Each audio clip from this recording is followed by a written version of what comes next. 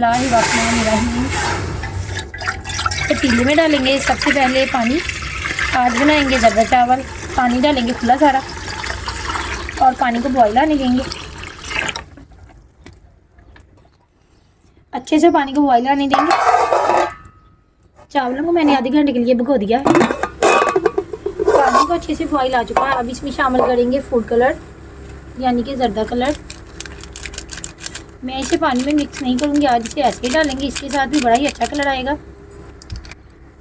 Colour डालने के बाद ही शामिल करेंगे भिगोए हुए चावल, जिनको मैंने आधे घंटे के लिए भिगो दिया था। मैंने लिए हैं चावल अच्छे वाले।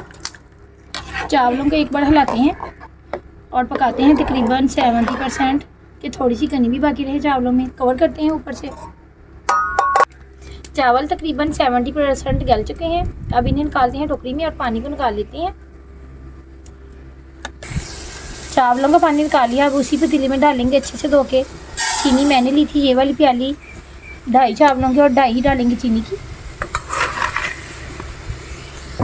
साथ में शामिल करेंगे थोड़ा सा पानी के अच्छे से चीनी मेल्ट हो जाए और चाशनी तैयार हो। और साथ में शामिल करेंगे 4 से 5 सब्ज़ इलायची। हिलाते हैं इसे। अब डालेंगे आधा कप कुकिंग ऑयल।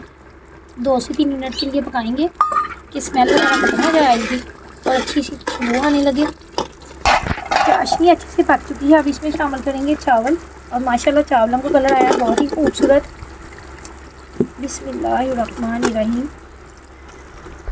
चावलों को अच्छे से मिक्स करते हैं और आग का फ्लेम रखेंगे बिल्कुल लो कि चावल नीचे चिपके ना। चावलों को लगाएंगे अब दम रोटी वाले रुमाल के साथ और आग का फ्लेम रखेंगे बिल्कुल हल्का। दम लगाएंगे तकरीबन 15 से 20 मिनट के लिए। चावलों का दम लगाए हुए 15 मिनट हो चुके हैं और माशाल्लाह से मज़ेदार से चावल पककर तैयार हैं। खिलाते हैं इन्हें एक बार। अल्हम्दुलिल्लाह से एक एक दाना अलग बना है।